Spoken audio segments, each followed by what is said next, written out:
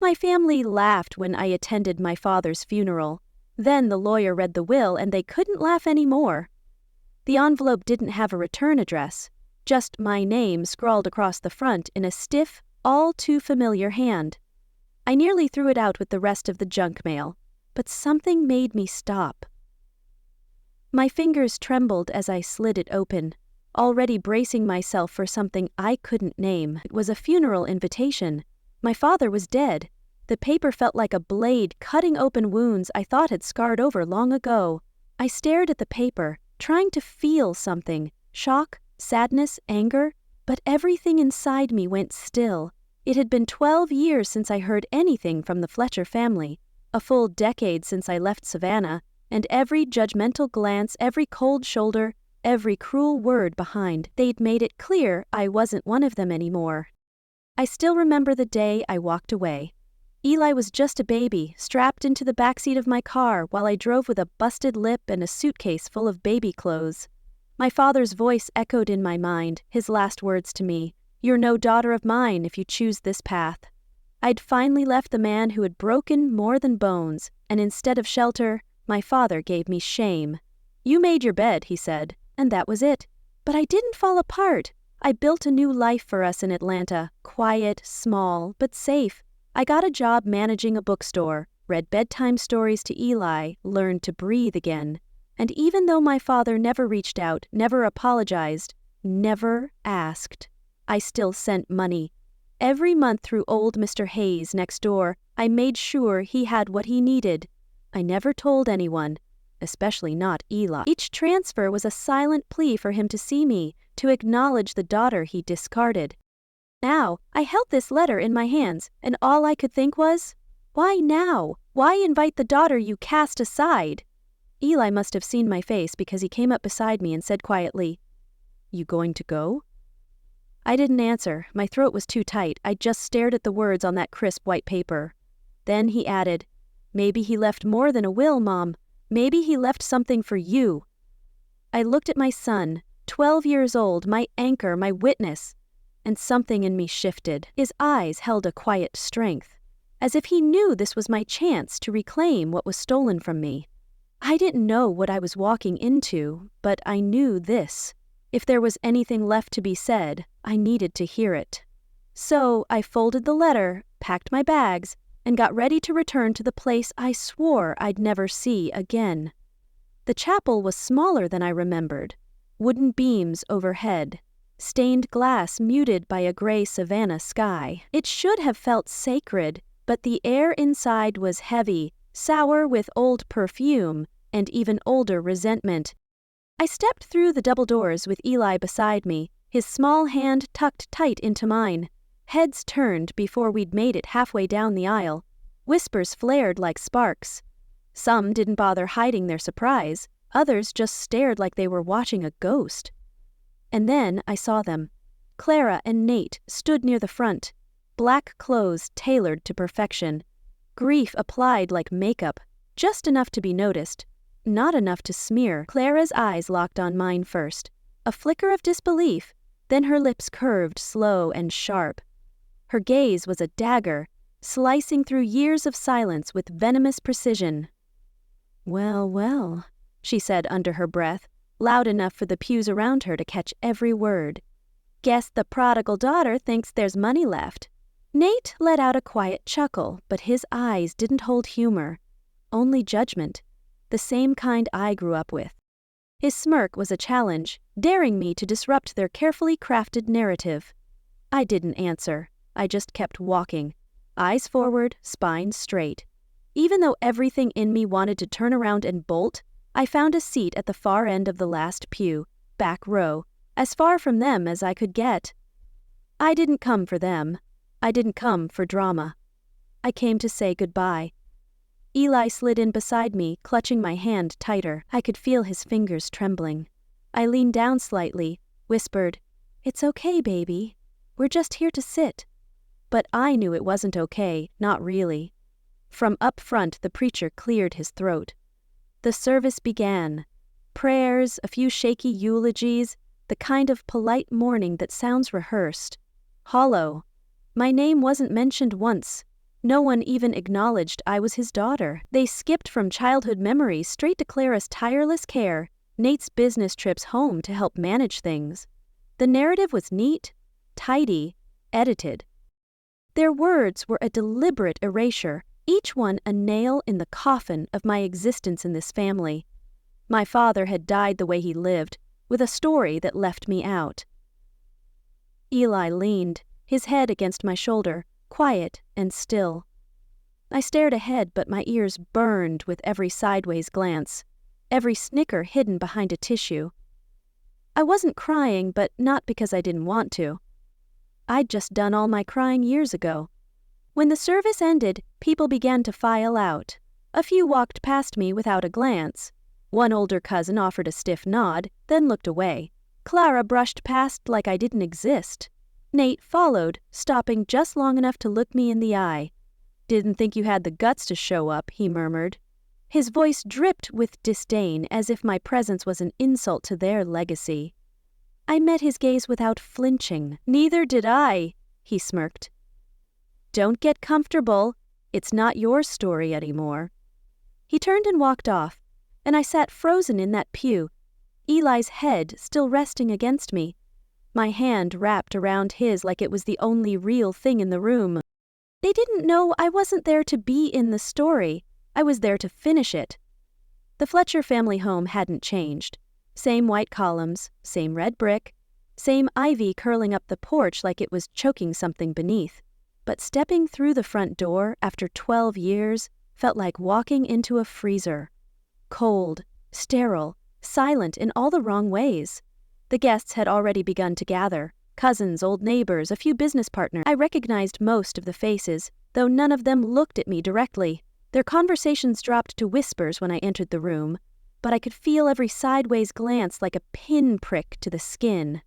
Clara stood near the fireplace, swirling white wine in a crystal glass like it was a celebration, not a funeral. Her poised elegance was a mask, hiding the panic I knew was brewing beneath.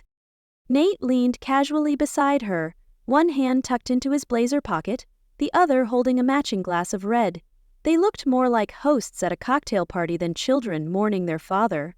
When they saw me enter with Eli, Nate's mouth twisted into a grin. "Well, this won't take long," he said, loud enough for half the room to hear. His tone was laced with mockery, a public declaration that I was an outsider in my own family who got cut out years ago. A few people chuckled uncomfortably. Others turned away like they just remembered something very important on the far wall. I didn't respond. There was nothing to say. I kept my coat on even though the fire was crackling. Eli stayed close to my side, his small fingers clutched tightly around mine. He didn't say a word, but I could feel his eyes scanning the room, watching every movement, reading the tension the way only a child who's lived through silence and storm knows how. We took a seat near the back of the parlor, far from the hearth and the wine. I glanced around, soaking in the framed photos that still lined the walls. Clara in college, Nate on a boat, family vacations to Tybee Island. Not a single picture of me, not even from when we were kids. I wasn't surprised. I'd been erased with precision. Clara caught my eye and smiled. Not a kind smile, a territorial one, like I'd stepped into her kingdom uninvited. Her gaze was a silent warning, a promise that I'd regret daring to return. "You can sit if you want, Sarah," she said sweetly, "but don't expect a chapter. I gave her nothing." Eli looked up at me then, and I saw it in his face. Not fear, not confusion. Focus. As if he was waiting, like something important hadn't happened yet. And somehow I knew he was right. The room fell into an awkward hush when the front door creaked open again. William Parker stepped in like a man who knew exactly what kind of mess he was walking into. Same crisp gray suit, same leather briefcase, but this time he carried something else too. A small cedar box, polished smooth and clutched tight under one arm. Clara barely looked up from her wine. Nate glanced at his watch like he had somewhere better to be. "Thank you all for being here," Mr. Parker said, his voice low but commanding. "Per Mr. Fletcher's instructions, we'll begin with a video message before moving on to the formal reading." The air in the room shifted, tightened. A video? Clara scoffed, already irritated. Her voice carried a nervous edge, as if she sensed her control slipping. "Can't we just get to the will? We all know what it says." Nate nodded. "Yeah, let's not drag this out. Some of us have flights." But Mr. Parker didn't flinch. He walked past them calmly and set the cedar box on the coffee table in front of the fireplace. Then he placed his briefcase next to it and began to open the latches. "It was your father's express wish," he said, "that this be viewed before any legal matters are addressed." Clara rolled her eyes. Nate muttered something under his breath. A few cousins leaned forward, curiosity piqued in spite of themselves. I stayed quiet, but Eli sat up straighter beside me. His grip on my hand loosened just slightly. I looked down at him and his face, soft, open, was lit with something quiet but unmistakable. Hope. He didn't say a word, but I could feel it radiating from him, like he already knew. Like he'd been waiting for this moment longer than I had, and for the first time since I walked into that house, I didn't feel like I was alone. The screen flickered once, then again before settling into focus. A faint hum filled the room, and then there he was. My father. Older than I remembered. Thinner, too. His once proud shoulders had slumped into something softer. His eyes, always so sharp, so cold, retired now, shadowed beneath a weight I couldn't name. He sat at his old oak desk, the one that used to be off limits to everyone but him. Behind him, the painting of the marsh still hung on the wall, same as it had my whole childhood. He looked directly into the camera. "If Sarah is watching this," he began, voice low, gravelly, "I owe you the apology I never gave." Every breath in the room seemed to freeze. "I was wrong," he said. "I judged you for leaving a marriage I didn't understand. I thought you were weak. I thought you were selfish. I let myself believe what I wanted to believe because it was easier than asking questions I wasn't ready to hear." His voice trembled, a raw confession that shattered the image of the unyielding man I'd known. He paused, his fingers twitching slightly in his lap, a nervous tick I'd never seen before. "When you showed up on my porch that night, bruised, shaking, with your baby in your arms, I should have opened the door. I should have pulled you inside and said, 'You're safe now.' But I didn't. I let pride speak louder than love. A lump formed in my throat." Eli reached for my hand again, his little fingers folding into mine. "I didn't take my eyes off the screen.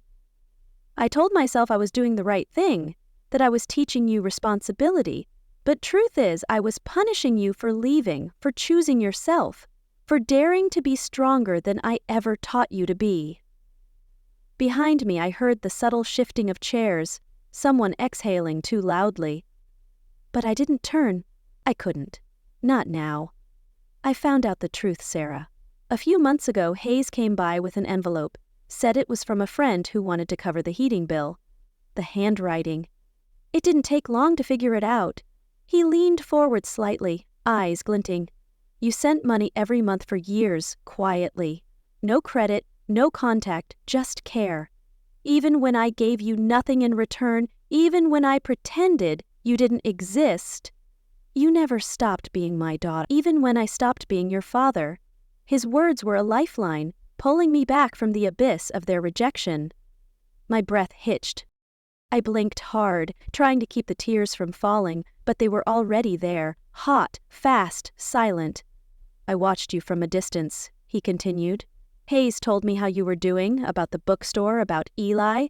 Said he was a bright one. Said he looks at the world the way you do, with patience."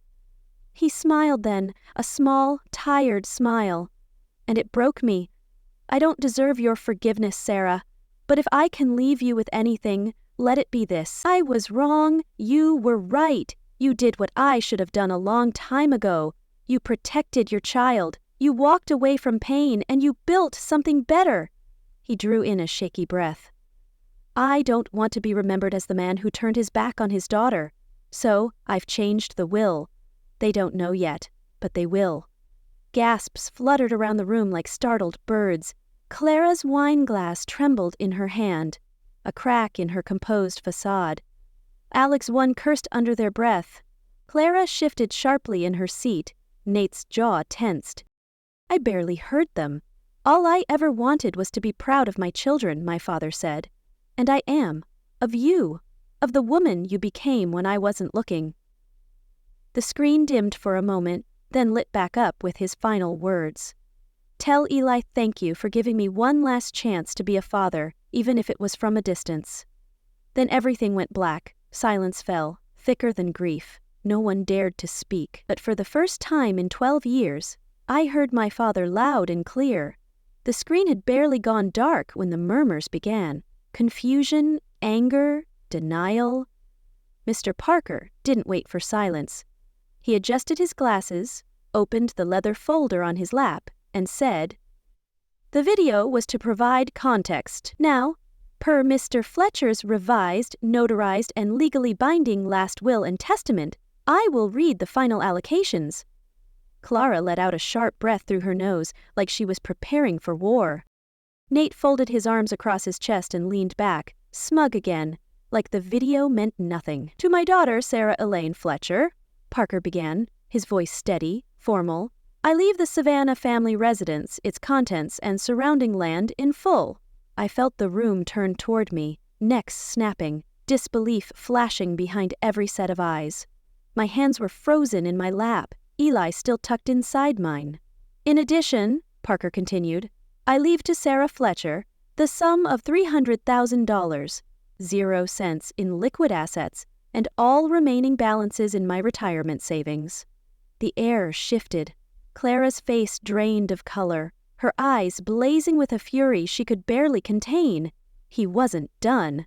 And to her son, Ellie Fletcher, I leave a college education trust in the amount of $150,000, 0 cents. My heart skipped. Eli blinked up at me, his mouth slightly open, trying to understand what those words meant. I was still trying too. Parker paused, then flipped to the final page. To my son Nate, and to my daughter Clara, I leave the following. A collection of family photo albums, my old military compass, and the Bible given to me by my mother when I turned 21. A gasp escaped from someone across the room. Clara shot to her feet. What? Her voice was sharp, high, already shaking. That's not possible. There must be a mistake. There is no mistake, Parker said, unbothered. Your father amended the will 3 years ago. The documents are certified, witnessed, and registered with the county. Nate stood too, jaw clenched tight. He was sick. He didn't know what he was doing. He knew exactly what he was doing, Parker replied, closing the folder with a soft snap. There was a moment of stunned silence before he spoke again, this time softer, reading from a handwritten note attached to the will. He asked me to read this aloud. Let them remember who showed up when it mattered. Let them remember who stayed quiet but never stopped loving. This house should belong to the one person who never asked for anything and gave anyway. Clara stormed from the room. Nate followed after a pause, dragging disbelief like a shadow behind him. I didn't move. I couldn't, not because I was in shock, but because for the first time in 12 years, I didn't feel erased. I felt chosen. You had to have tricked him, Clara snapped, her voice cracking as she spun toward me, wineglass still in hand but forgotten. There's no way he would have changed the will on his own. Her accusation was a desperate attempt to rewrite the truth unfolding before her. You must have... She stopped short, the accusation choking itself in her throat. I stood still. I didn't need to say a word. The video had already said everything. You manipulated him, she said again, louder this time, her face flushed with rage. After everything you did to this family, you walk back in here and act like some silent saint? This is pathetic. Eli flinched beside me, and I rested a hand on his shoulder. He didn't need protecting. I just needed to remind myself that I was still grounded, still here. Nate stepped forward now, voice low but seething. We'll challenge it. There's no way this holds. He wasn't well. He was confused. Mr. Parker didn't blink. Your father's will was amended 3 years before his health declined. He was of sound mind. It's witnessed, notarized, and on file with the court. There is no legal ground for dispute. Nate opened his mouth to argue again, but stopped when he saw Parker's calm stare. The kind of stare that came with decades in courtrooms and zero patience for entitled theatrics. Around us, the rest of the room had gone still. Some of the cousins were whispering now, others slipping out through the side door, coats clutched awkwardly, faces turned away from mine. No one wanted to look me in the eye. Not out of hatred this time, but out of something closer to guilt, maybe shame. Clara's breathing had turned uneven. She looked like she didn't know whether to cry or scream. Her hands shook as she set the wineglass down too hard on the sideboard. "This is a joke," she muttered. "It's a damn joke." She turned and walked out without another word. Nate followed a few seconds later, his jaw clenched so tightly I thought it might crack. And just like that, the room emptied. They thought they'd buried me 12 years ago, but I was still here, and now they were the ones running. The room was quiet now, not awkward quiet, not tense, but still, settled. I stayed where I was for a long moment. Eli beside me, his small hand resting in mine. His grip had loosened, but he hadn't let go. Neither had I. No one else was left in the room. The murmur of retreating voices had faded down the hall. Doors clicked shut, footsteps disappeared. I rose slowly and walked toward the corner of the room where the old leather reading chair sat tucked beneath the bay window. It was still there, unchanged, faded at the arms, creaking at the joints, worn into the shape of the man who once called it his throne. I stared at it for a second, then reached down and gently brushed my fingertips along the top edge.